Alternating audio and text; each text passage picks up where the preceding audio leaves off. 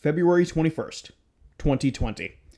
Chicago O Hare International Airport, Chicago, Illinois. Chicago O Hare International is one of the busiest airports in the entire world, an airport that handles and sees millions and millions of people yearly, boasting the most runways in the entire world, and it is a major travel hub both internationally and domestically. A security guard working his shift at Chicago O Hare on the night of February 21st, 2020, would see something that would baffle their conventional knowledge on what is real and what might just be a figment of human imagination.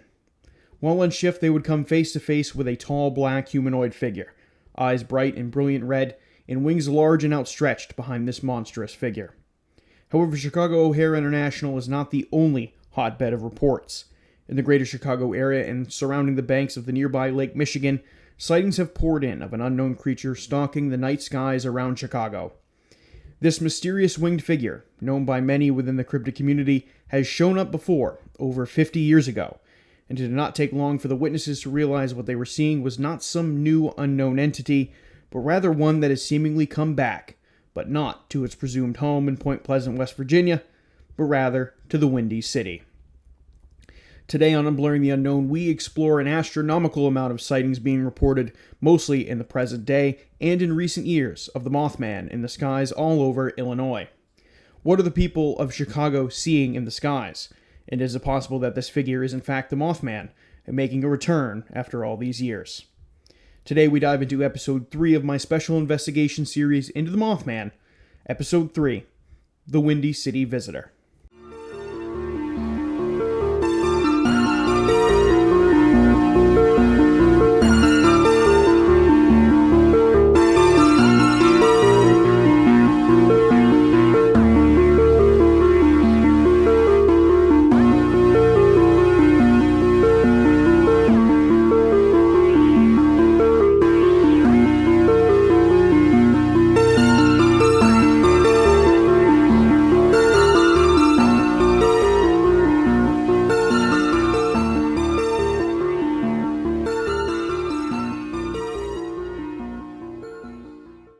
Welcome back to Unblurring the Unknown. As always, I am your host, Dominic, and I first want to say thank you for checking out the show. Thank you for tuning in. It means the world to me, and I can't thank you enough. If you were checking out this show on YouTube, please like, comment, subscribe.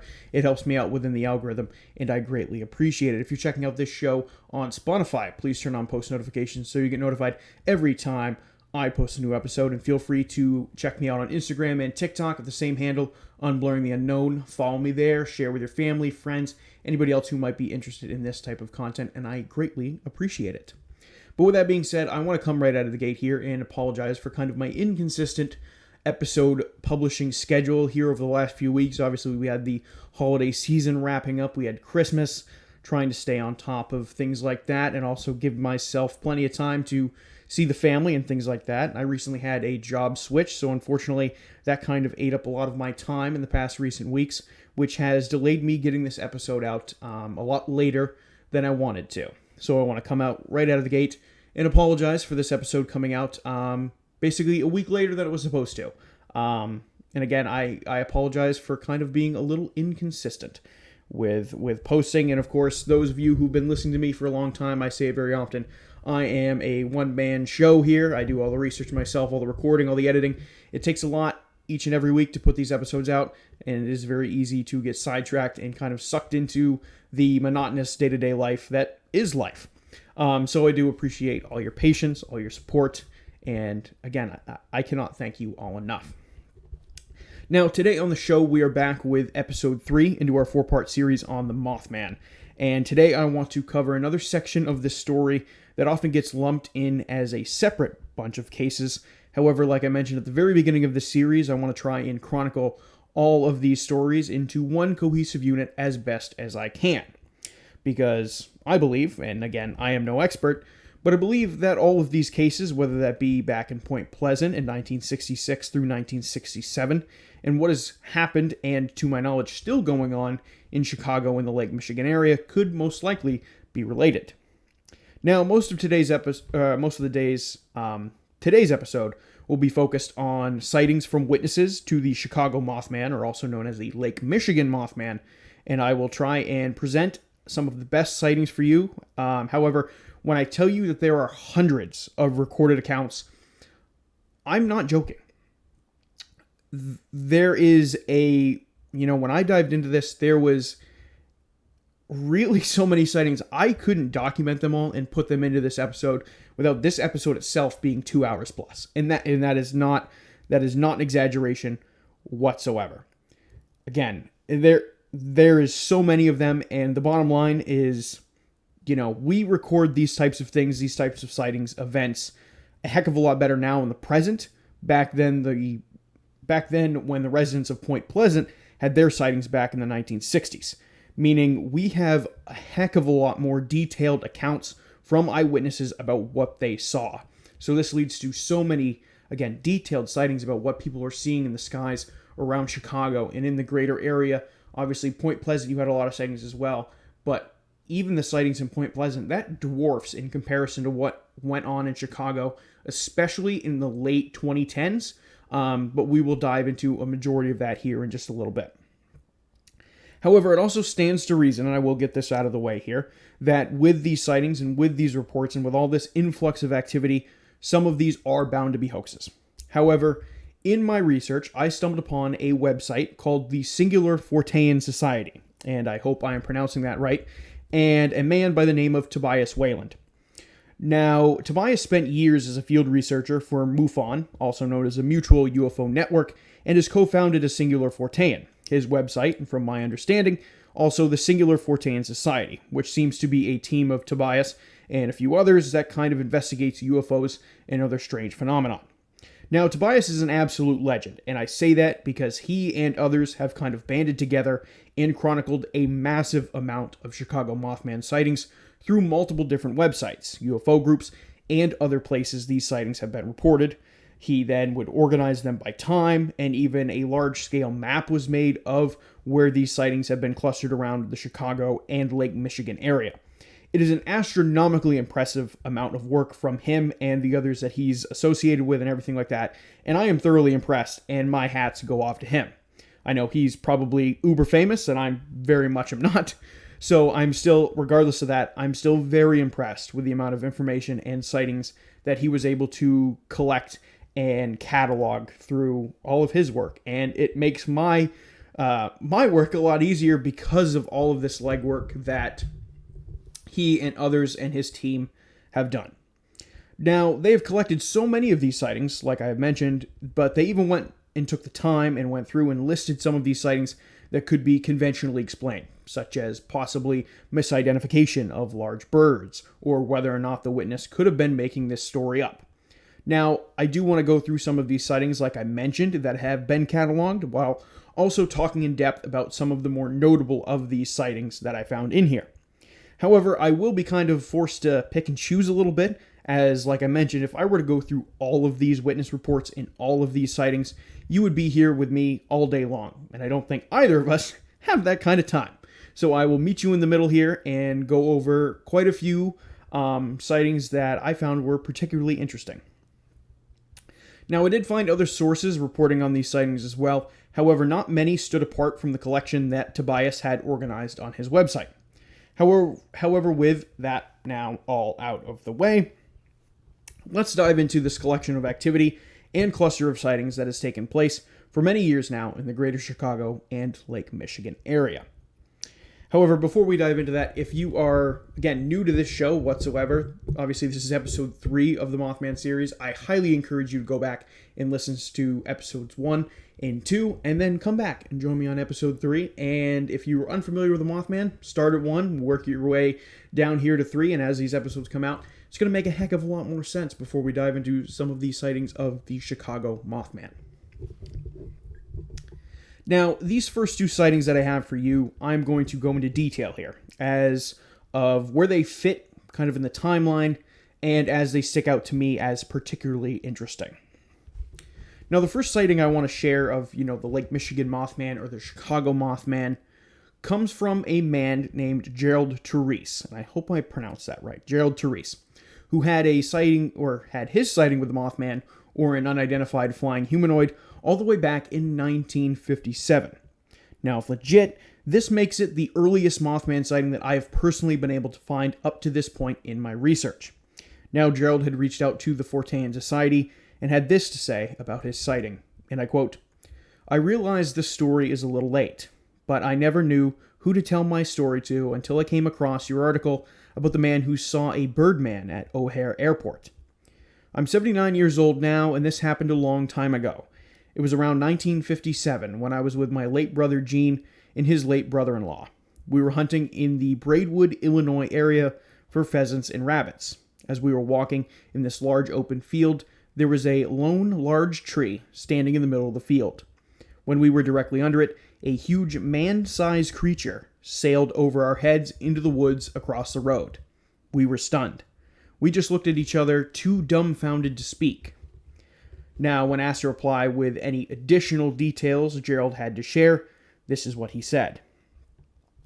"I was a young teenager at the time, and it was early wintertime. The time of day was mid-morning. The winged creature had the body of a large man with legs, but it was covered over the whole body with dark, tan-colored feathers. This happened so long ago, I don't recall what the face looked like. I'm glad to tell you this story to someone who has knowledge of such creatures before I die." Now, just for context, Braidwood, Illinois is roughly an hour outside of Chicago. Now, in addition to this, Tobias Wayland asked Gerald if he had experienced any other strange occurrences that he could not explain in his life. Gerald would explain a UFO sighting he had while stationed at a missile site in Northfield, Illinois, while he was with the Army. This sighting would be included in the Project Blue Book files, according to Gerald Therese. Now, this stands as an interesting sighting to me because of the time it takes place, and the fact that Gerald seemingly kept his sighting to himself for so long, out of fear no one would understand what he saw until he had heard about the Fortean Society.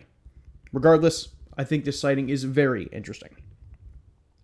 Now, the next sighting in the timeline that I'm going to go also a little deeper into here would be one that would take place on October 27th, 1969, when a man named Floyd Hancock would claim that he would be abducted by a tall winged humanoid as a child in Rolling Prairie, Indiana. Now, Hancock would reach out to Lon Strickler, who runs the website Phantoms and Monsters, and has also helped catalog some of these sightings on the Singular Fortean website, even going to the extent of creating this entire map documenting all of the supposed Chicago Mothman sightings. Now, again, for context, Rolling Prairie is only an hour and 15 minutes away from Chicago. The following is Strickler's word on what Hancock told him over the phone. Hancock states that he and his family, mother, father, sister, and grandmother, were living in a trailer situated on their family's land. The trailer had sustained damage on the roof, leaving a large hole. The hole was covered with a wide waterproof tarp until it had to be repaired. He and his baby sister shared a bedroom. He was awakened by a strange noise and a strong, disagreeable odor. As he looked towards his sister's crib, he saw a tall humanoid staring down at her. The being slowly turning and looked at a horrified Hancock. Hancock screamed in order to alert his parents in the adjoining room, but they never responded. His grandmother was alerted and came to his aid, though she was stunned at the sight and immediately fell to her knees. The creature picked up Hancock in its arms and made its way over to the living room, where it ascended through the hole in the ceiling. It's obvious it had moved the tarp in order to gain access inside the trailer. He remembers being very cold and wet and hearing his grandmother screaming as a winged humanoid took off into the sky. He has no idea how long he was gone, but only remembers waking in his bed among his panicked parents and grandmother. Hancock states that his grandmother witnessed the entire event and documented it. His living relatives concur with the account, since his grandmother recalled what had happened to each of them. His grandmother passed away in 1985. Hancock's parents woke after the abduction. It seems they were somehow placed into a hypnotic state until the winged being left the premises with him. After several minutes, they all heard scratching noises and a loud thud on the roof. His father immediately gained access to the roof where he saw him lying unconscious, him as in Hancock. They were able to quickly bring him into the trailer, dry him off, and place him in his bed. They were reluctant to call the authorities or seek medical assistance because of the bizarre event. Hancock recovered but has endured emotional problems his entire life, which he attributes to the abduction. At the time of the Mothman Prophecies film release, which I believe was in 2002, He had a mental breakdown after watching it in a theater. He literally had to leave during the scene where the Mothman caused the automobile crash and death. He has not attempted to watch the film since then. Now, in addition, Hancock stated to Strickler that the creature in question was roughly 7 to 8 feet tall, covered in all black hair, humanoid in nature with sharp teeth, and making some type of garbling noise. Hancock would also share that he kept this sighting to mostly himself out of fear no one would believe him, but felt empowered to do so after hearing the influx of sightings of the Mothman happening during present times.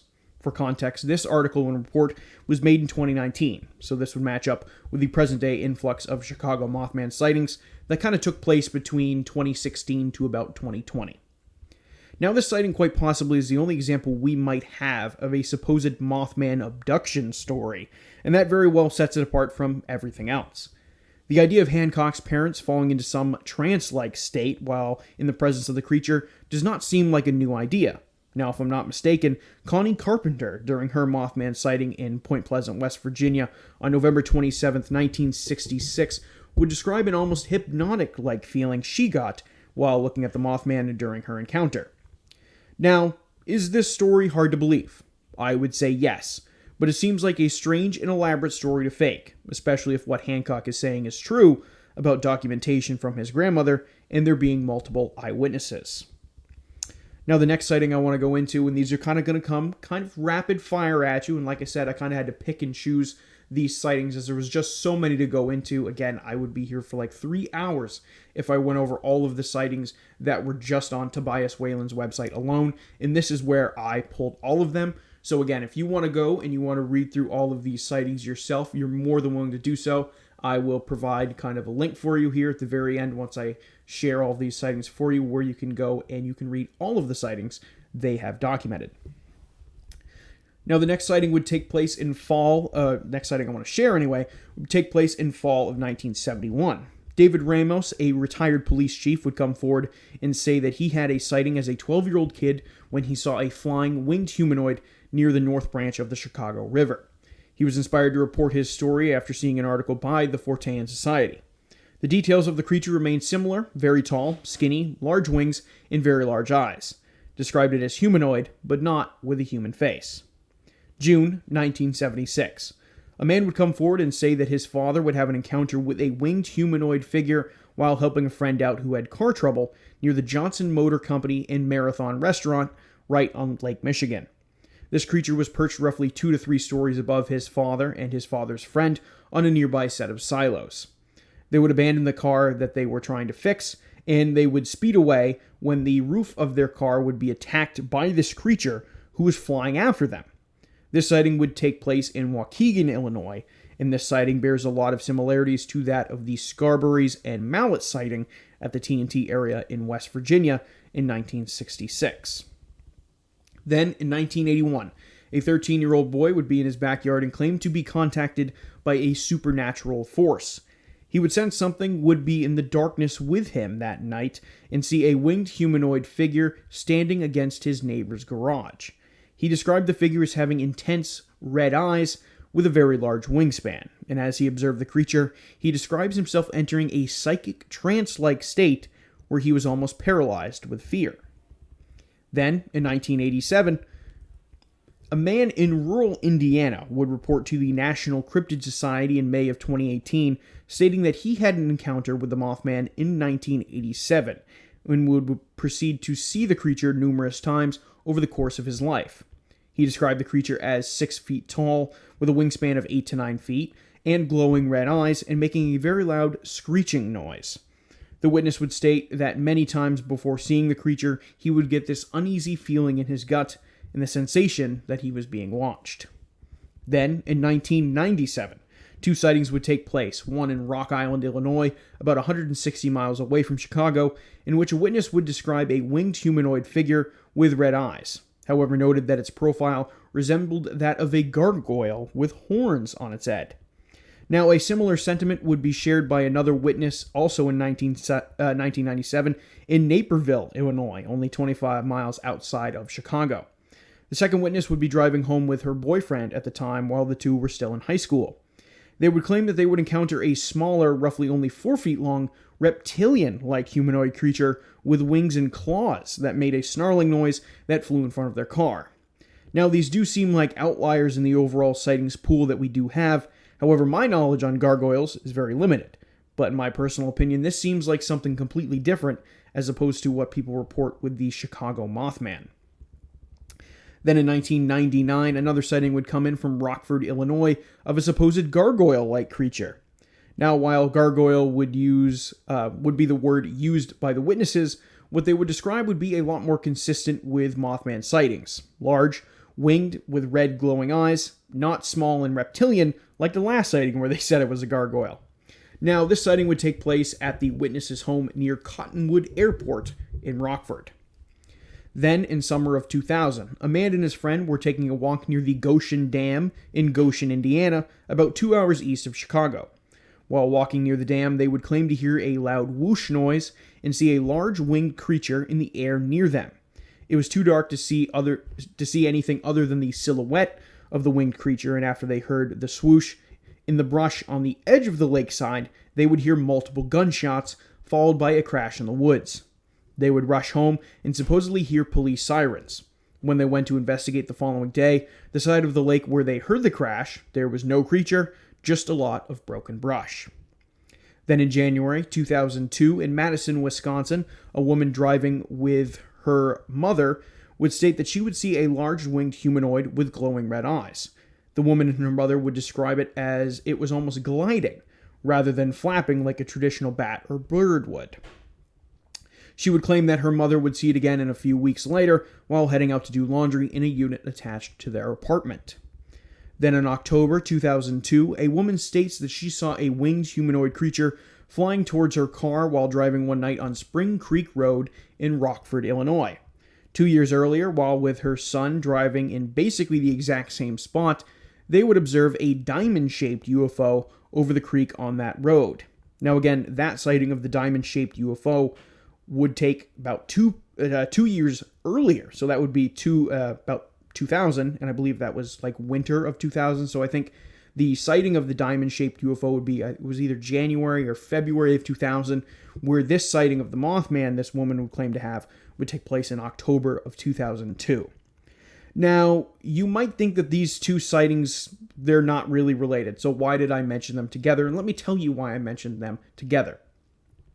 Now, the idea of seeing a diamond-shaped light or UFO is shared also by the Lilly family, who had an encounter with multiple diamond-shaped lights leading up to their daughter's supposed sighting with Indrid Cold in early November 1966. And again, we detailed that sighting in episode 2 into this series, and obviously we talked very extensively about Indrid Cold's possible tie-ins with the Mothman, and obviously UFO activity that is also widely attributed to being a part of the overall Mothman legend. So I do think maybe there's a little bit of a correlation there. I felt like it was important to include that sighting in there as well. Then in summer of 2003 in Alsip, Illinois, a young woman and her friend were at home one night when they would see what they would describe as an owl man outside of their bay window. It was described as substantially larger than a traditional owl, with no discernible head, humanoid with legs, but with large yellow glowing eyes, the size of baseballs, according to the witness. They would run in fear and awaken the young woman's father. He would then search the property and would find no trace of the creature. Then, in 2004, a young boy would tell his mom that one afternoon while playing with a friend down by their local creek in Auburn, Illinois, that they saw a strange winged humanoid with no neck that flapped a giant set of wings and took off vertically from where it was standing near the creek. Then in August of 2004, also in Rockford, Illinois, a woman was stargazing in her backyard when she heard the commotion of her neighbor's dogs barking. When she looked in the direction of where the dogs were barking at, she would see a large 7-foot-tall winged creature with bat-like wings flying along the border of her property in the local park until it flew back into the park and she lost sight of it. She would exit the front door of her house in an attempt to get a better look at what it was, and she would hear a very loud screeching noise coming from the direction of where the creature flew off into. Then in July 2005, a man would be with his brother one night in Wheeler, Indiana, when he would describe seeing a large winged creature fly off from a 3-car garage and fly over them at around 11 p.m. that night. He could not make out the appearance of any legs on the creature and noted that it did not appear to have a neck. Then in August 2006, in Bensonville, Illinois, a man while on his back porch with his son would state that they would see a large winged figure drop out of a very large pine tree in their neighbor's backyard and kill a squirrel with talons it had on its feet. It would quickly ascend vertically back into the tree, and the man and his son could hear rustling within the tree, but did not see the creature again. Then in July 2008, at 10 p.m. one night while driving home from Chicago O Hare Airport, a man and friends would see a very large bat-like figure in the sky. It was flying fairly low to the ground and was described by the witness as being roughly 6 feet long. Then in August of 2008, Mount Pleasant, Wisconsin, a man attending a bonfire one night would see a large grayish-black colored winged humanoid fly through the smoke of the fire and into the night sky. This sighting would take place pretty much right next to Lake Michigan. Then on September 5th, 2011, in Jackson Park Highlands, Chicago, a man getting off of a metro bus would claim to see a smaller flying humanoid figure that was black in color with a tint of green on its underbelly. It would fly towards Lake Michigan and disappear into the sky. Now again, I'm going to kind of filter through a couple more of these sightings, kind of jump ahead a little bit and kind of keep rapid firing these off for you. Like I said, they are extensive, and now that we're getting kind of into the 2010s, the sightings only ramp up. So again, these are probably going to come at you really fast, and I'm going to try not to talk super fast so you can kind of follow along with me, and we kind of will jump around sightings here. November 26, 2014, a fire and rescue officer would state they would see a strange humanoid figure on top of the U.S. Bank Center building in downtown Milwaukee. They estimated the height as 6 feet tall and noted that the creature had green eyes. June 2016, a woman was driving past a high school in Chicago when she saw a very large, 10 feet long, roughly, winged humanoid bat-like creature flying above the school at 8 a.m. in the morning. She described it as very dark in color and with the wings being slightly lighter in color than the rest of the creature. Now, after this sighting, or at least summer of 2016, this would seem to slingshot the sightings up to the max, as from this point on, the Fortean Society alone would document 115 sightings/reports from summer of 2016 to November of 2020, all within the greater Chicago and Lake Michigan area, with a lot of them kind of focused and central in the Chicago or around the Lake Michigan area, but also the O'Hare Airport. Now, like I did say, if you want to go and look at all of these sightings for yourself, you can go to the Fortean Society's website at www.singularfortean.com. Now, again, I have picked 4 sightings from this 2016 to 2020 cluster, one from each year, and let me share them with you.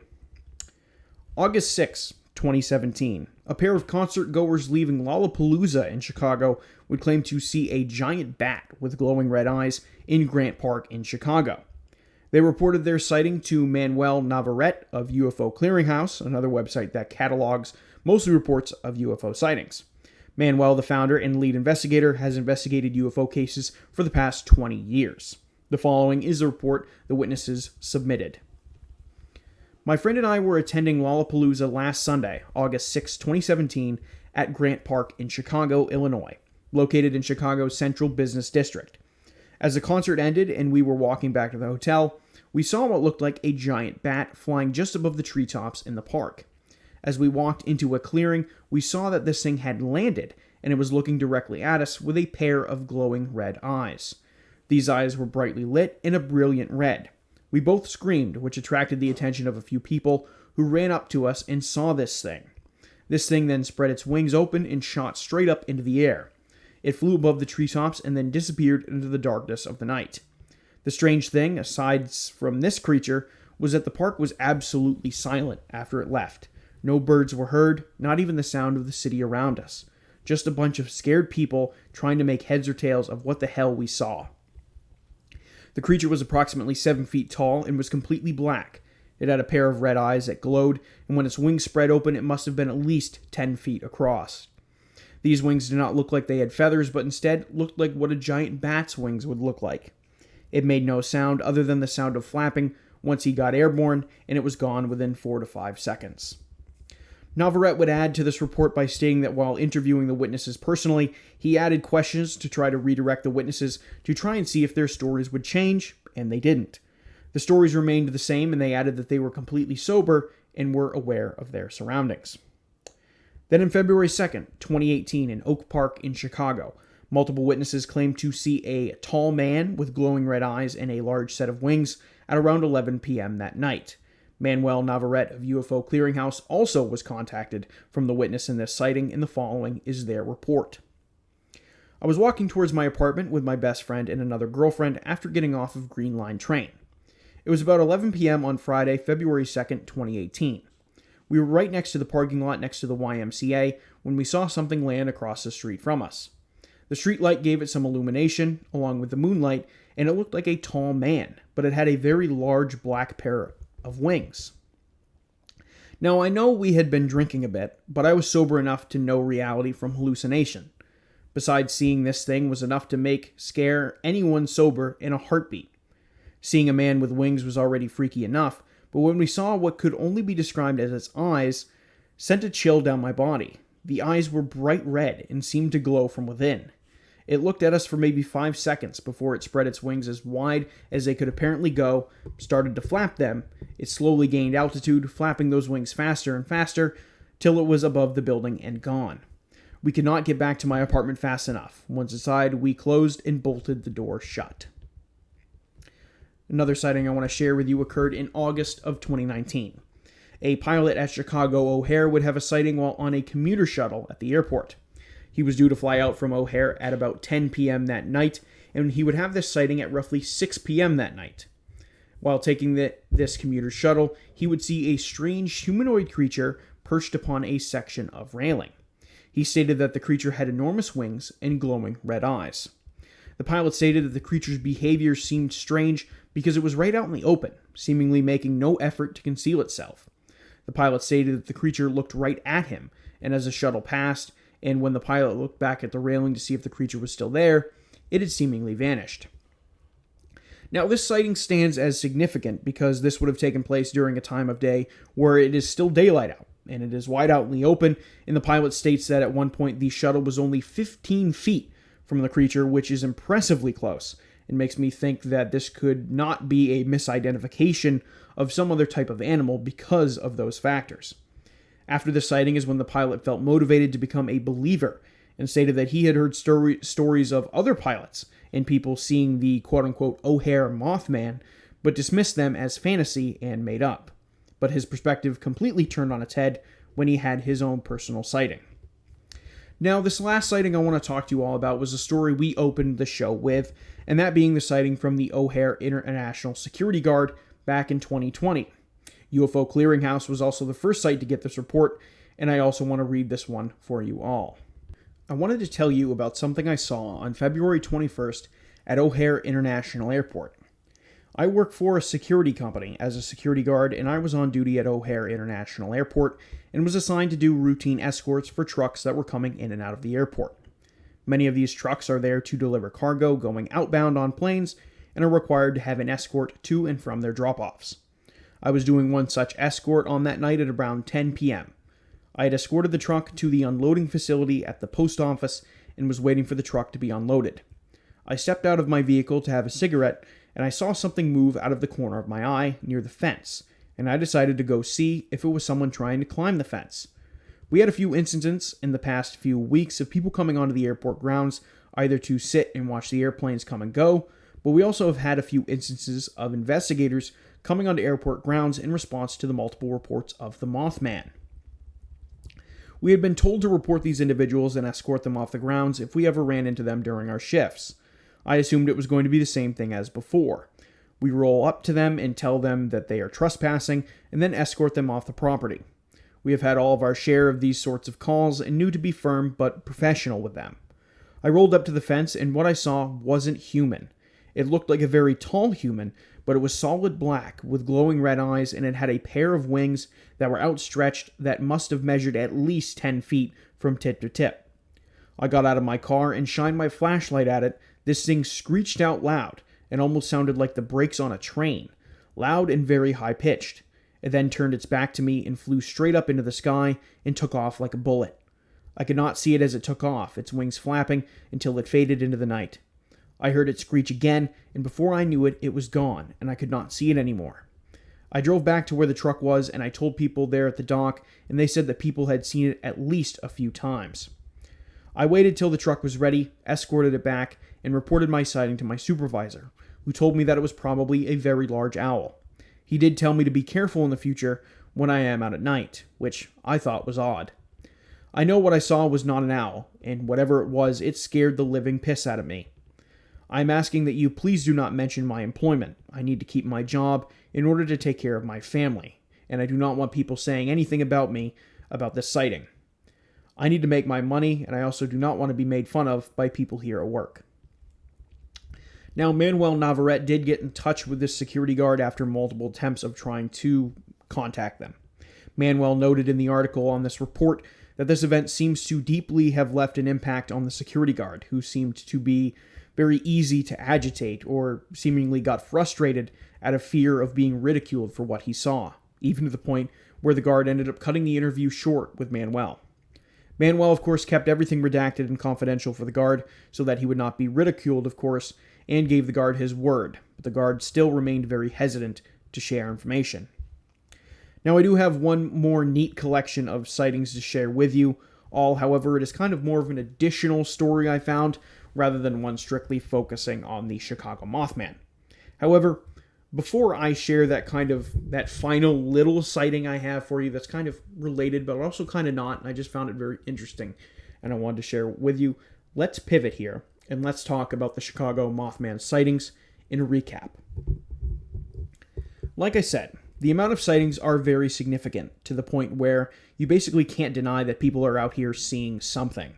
Perhaps these chunks of sightings are even more significant than the ones cataloged by John Keel back in 1966 through 1967, mostly because of their influence of the internet and digital media.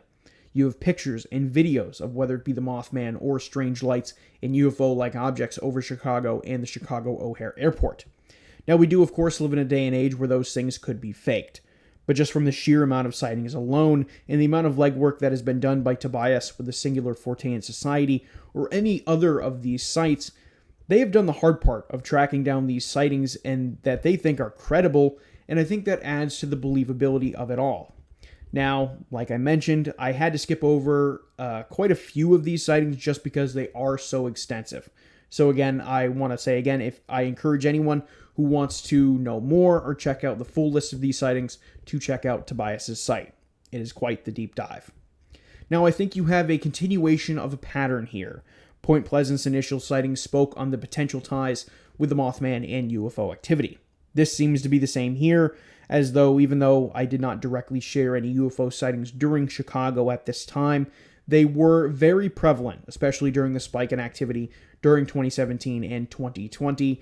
Unexplained lights in the sky are pretty common around Chicago O Hare Airport. Seems like every couple months or so, or at least every 6 months, you see something weird being sighted at Chicago O Hare Airport. And I think that, again, adds to the believability of this entire story that people are, in fact, seeing something. The pattern is there. Some of the UFO shapes are consistent. Creature description is consistent, with the exception of a few isolated cases where they describe the creature being more gargoyle-like in appearance, or perhaps slightly different builds or sizes, or so forth.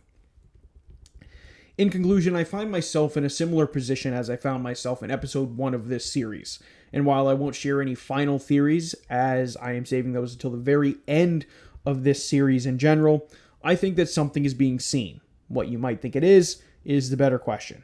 However, I do think these sightings and activity are mostly legit, because of course you always have a hoax mixed in there or potential misidentifications, but overall I think there is something here.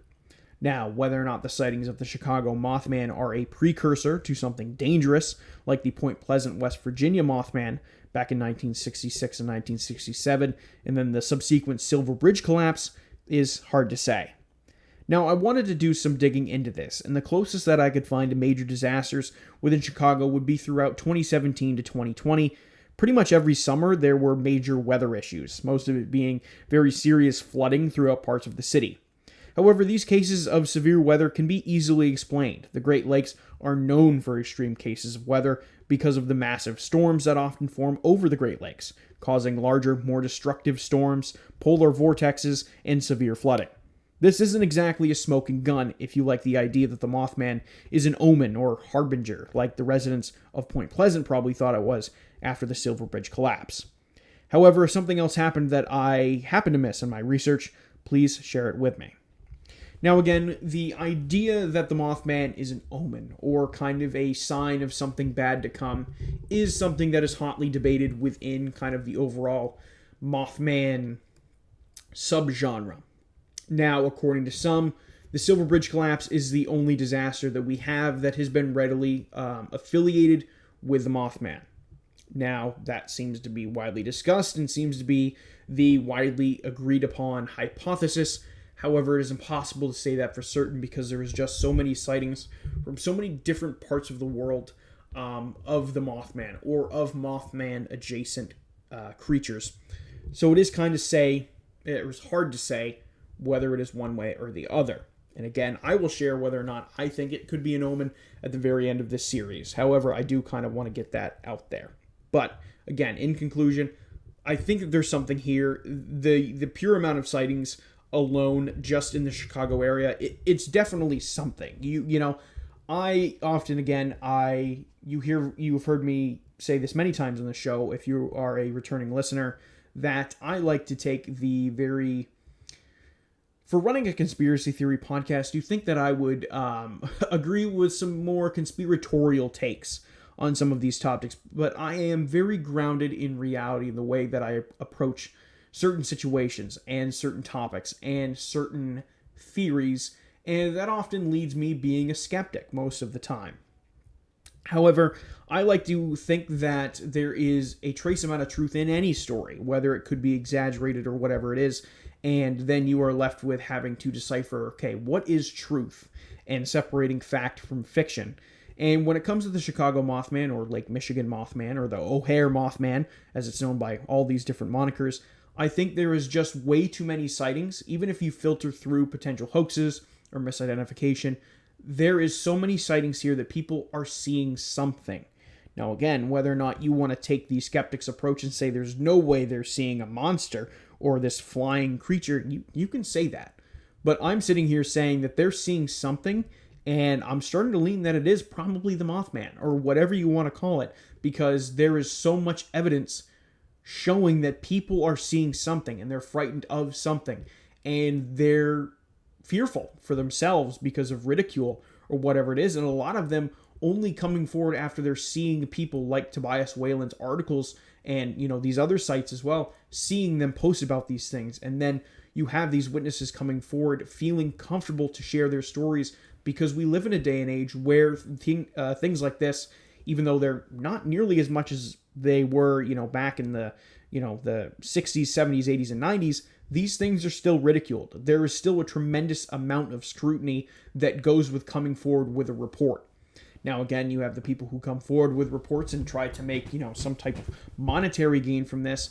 But just going through Tobias Whalen's website and all of the sightings that he had cataloged with his other sources and just himself, a lot of these people were not identified by name. A lot of them wanted to stay confidential for fear of ridicule, and I think that adds to the legitimacy of what people are seeing. And it makes me personally believe that there is something in Chicago that people are seeing. Whether or not it's a Mothman, I will leave up to your own personal interpretation, but I certainly think that they are seeing the Mothman. Whether or not you want to believe me, I'll leave that up to you. Now, this last little nugget of a sighting that I found, which isn't directly related with the Chicago Mothman, but I found it particularly interesting, and I just wanted to share it here towards the end of this episode. Now, this last sighting I found was a witness who spoke with Lon Strickler from Phantoms and Monsters, stated that from 1970 to pretty much 2017, that her and her family had basically been stalked by a Mothman-like creature that they claim is a shapeshifter.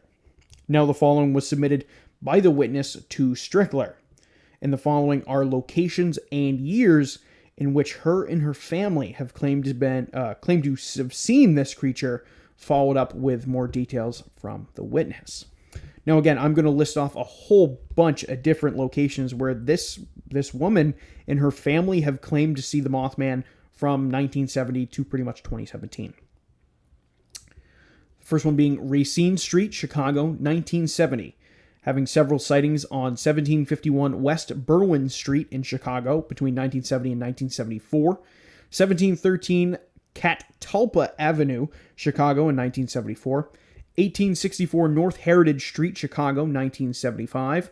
A sighting on the Lake Michigan shoreline while fishing in northern Indiana in 1977.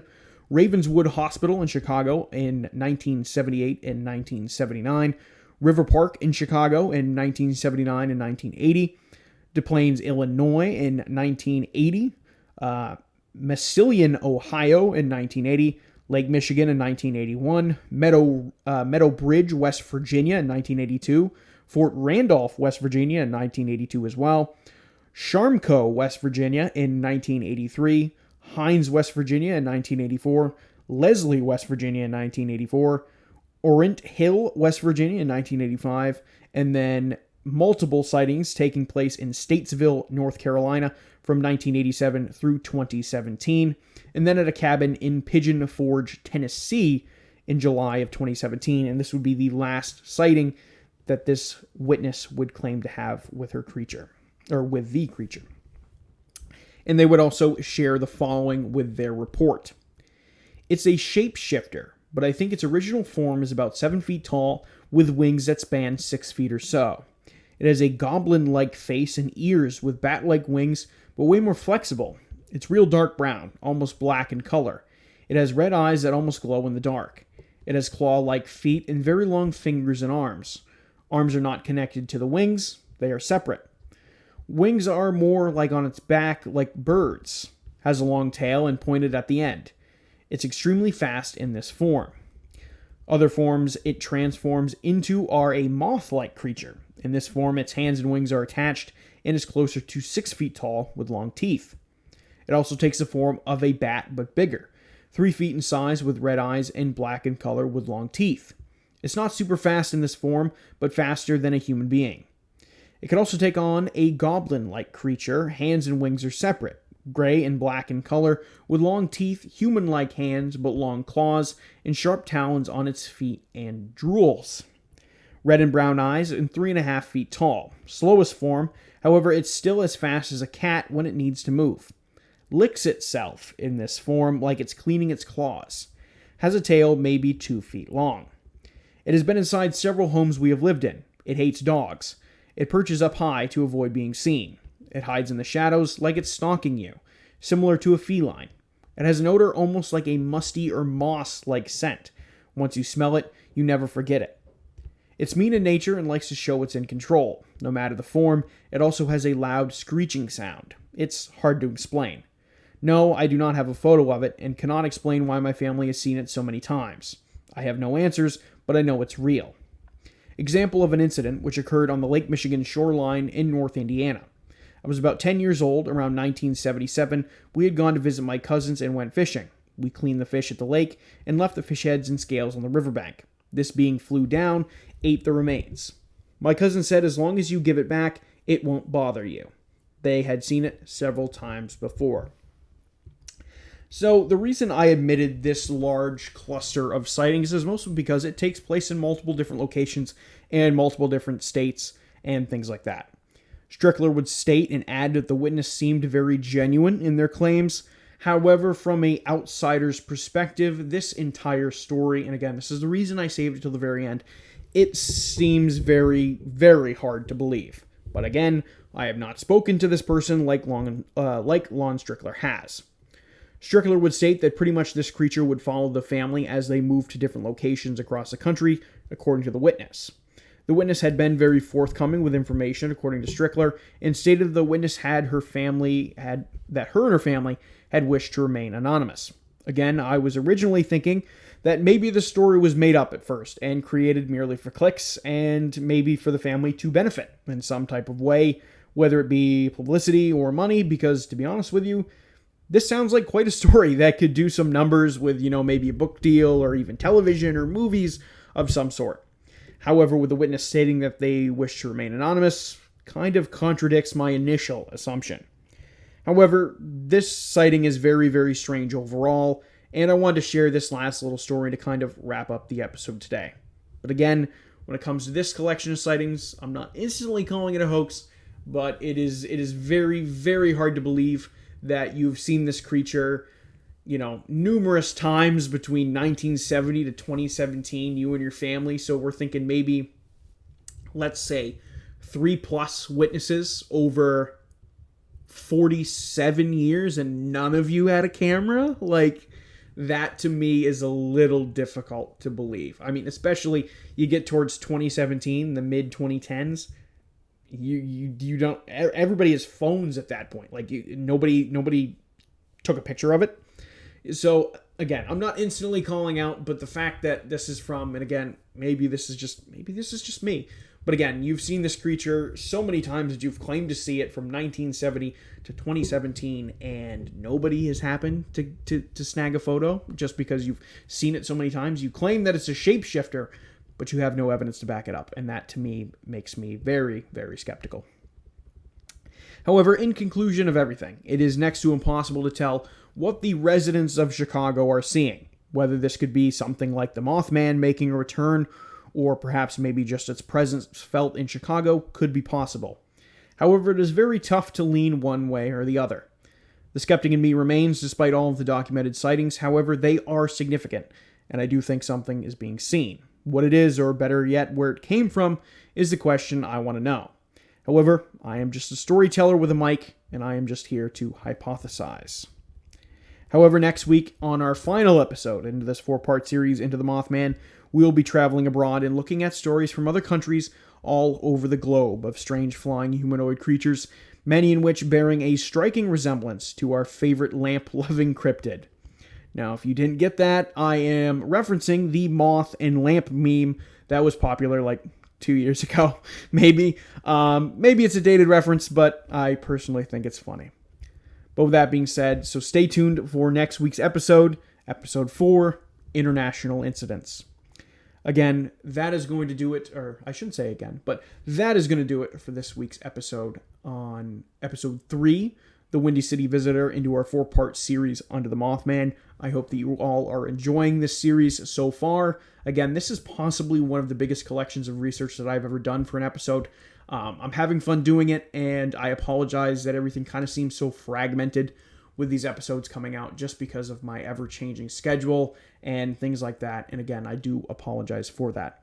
But again, I appreciate the love. I appreciate the support. And again, if you are with me all the way to the end of this episode, feel free to share this episode and talk to it about, anybody who might be interested in this type of content, the strange, the paranormal, the unexplained, everything like that. Feel free to share it with them, whether it be your family, your coworkers, your weird drunk uncle, whoever it might be. Share this show with them if you think they might be interested in my content. It helps me out. It expands my reach, and it just makes me be known. And maybe that's a dream. I'm just a guy with a dream, and that's all it is. So, again, I appreciate the patience. I appreciate the support, and I cannot say that enough. But with that being said, that is going to do it for me on this episode of Unblurring the Unknown, and I will see you all on the next one.